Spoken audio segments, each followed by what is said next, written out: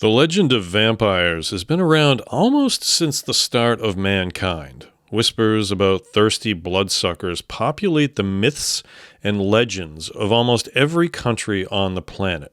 Lurid tales of seductive power, rabid bloodlust, visceral violence, and more. The stories cover a spectrum of supernatural eeriness.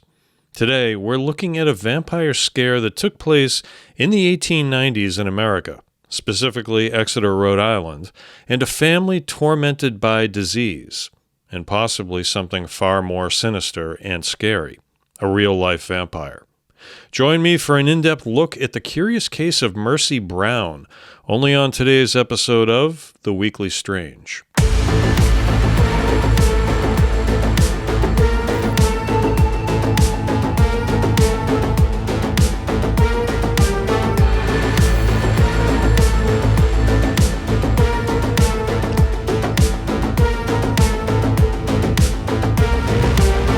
Hello, everyone, and welcome to The Weekly Strange. I'm your host, John F. Mers, author, actor, adventurer. Once again, before we begin tonight, I wanted to let you know that for the entire month of October, I am doing a special video series called The Daily Strange. New videos are out every single day at midnight throughout the entire course of the month, focused on supernatural things and monsters like cryptids and more. So be sure to come back to the channel each and every day to check out the latest video drop. Our setting today is the town of Exeter, Rhode Island during the 1880s and 1890s. This was a time of vast scientific process. Electricity was emerging, medicine was advancing, and yet in the secluded rural pockets of New England, ancient folklore and beliefs held a powerful sway, particularly in the face of widespread deadly disease.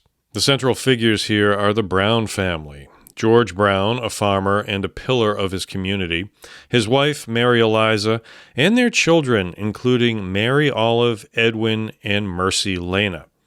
Their lives were respectable, ordinary, and then they were shattered by a relentless, invisible enemy: consumption. Today, we know this disease as tuberculosis, or TB.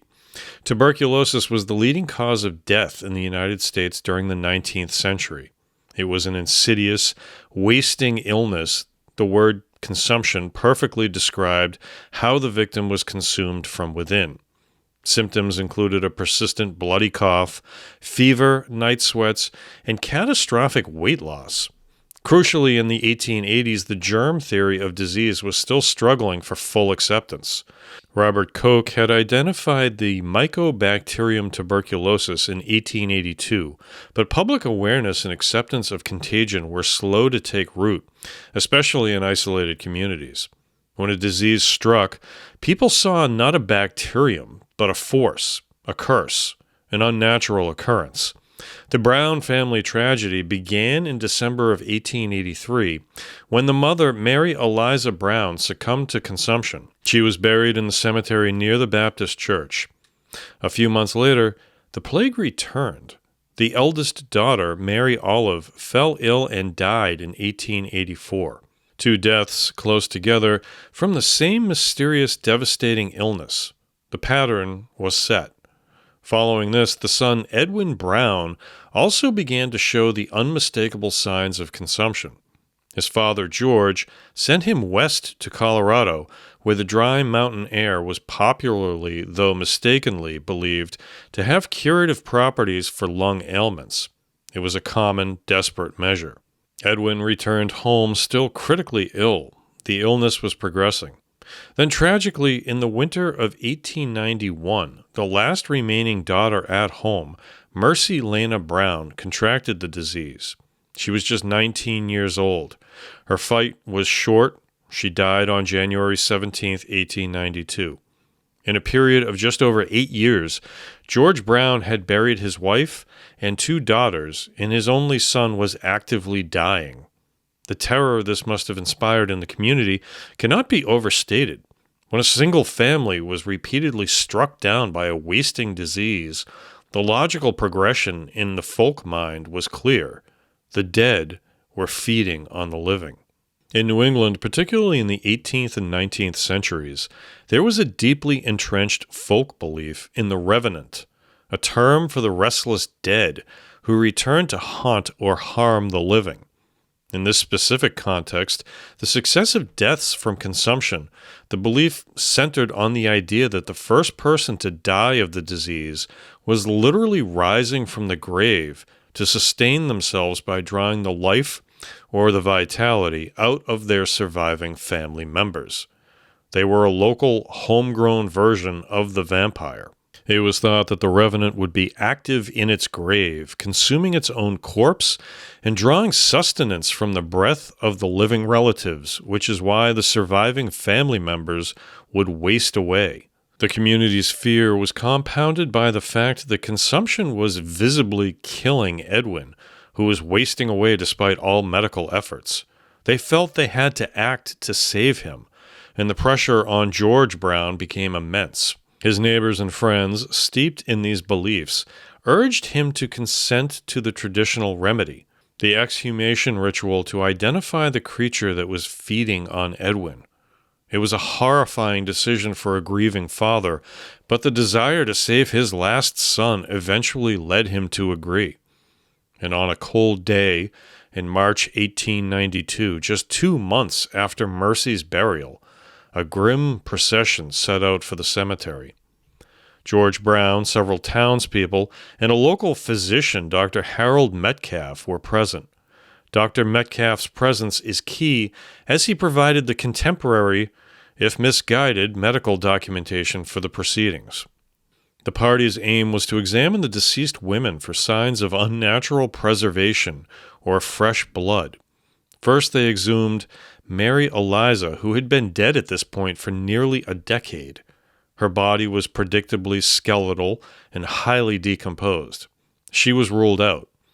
Next, they exhumed Mary Olive, dead for 8 years. Her corpse was also thoroughly decomposed, and she too was eliminated as a suspect.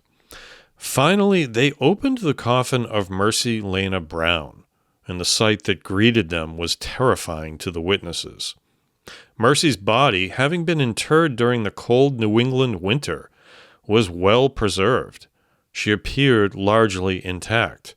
Most damningly, when Dr. Metcalf cut open the corpse to examine the internal organs, another traditional part of the ritual, he reported finding liquid blood in the heart and liver. To the terrified, superstitious town people, this was the definitive, undeniable proof. Her body had not succumbed to decay as fast as her mother and sister, therefore she must be the one rising at night. She was the vampire. From a modern forensic perspective, we know exactly why this occurred. The winter burial, the cold soil, and the specific condition of the grave had slowed the decomposition process considerably.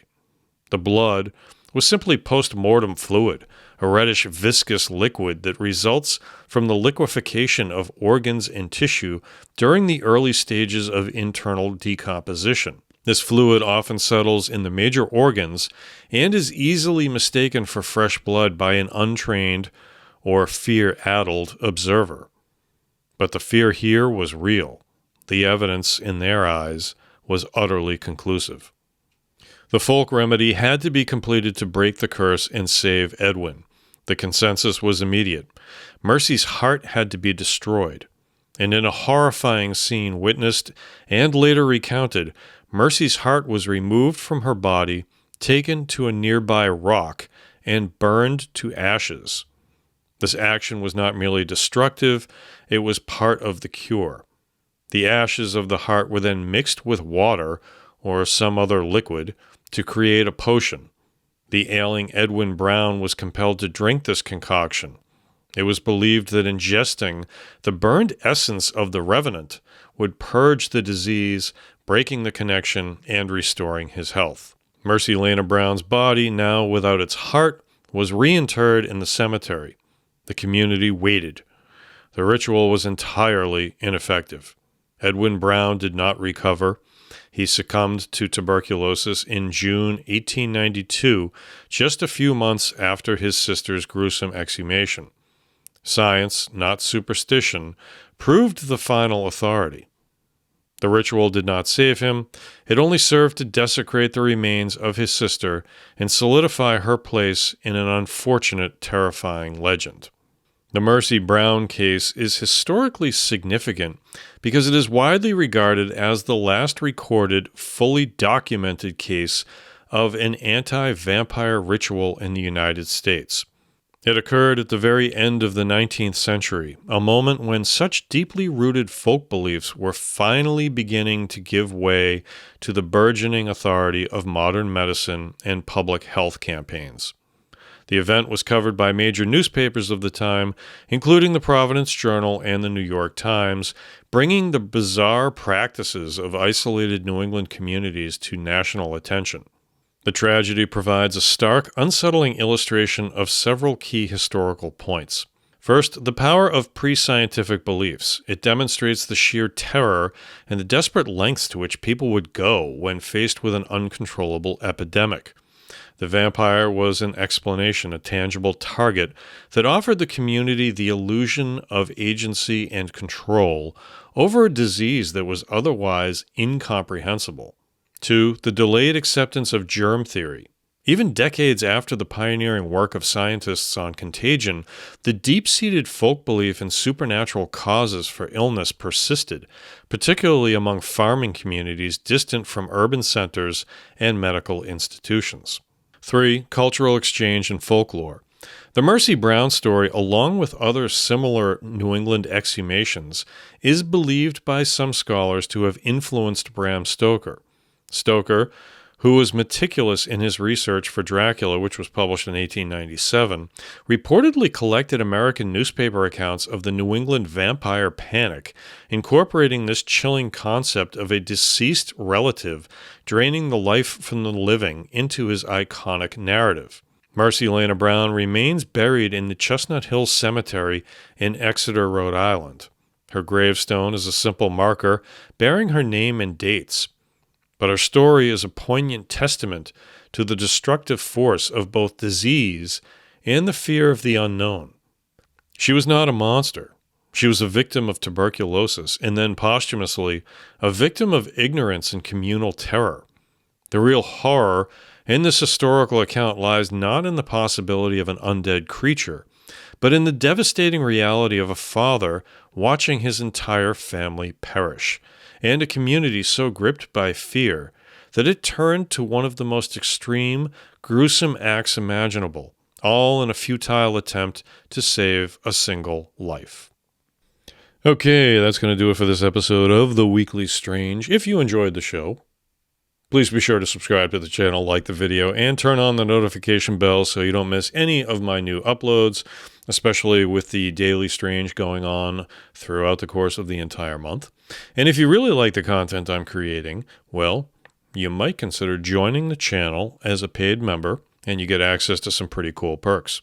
And they are pretty cool. Spooky stories, spooky novels, that sort of stuff. I will see you all in just a few short days for a brand new episode of The Weekly Strange. Don't forget to check out The Daily Strange every day at midnight right here on the channel. In the meantime, thank you for watching. Thank you for listening. Good night.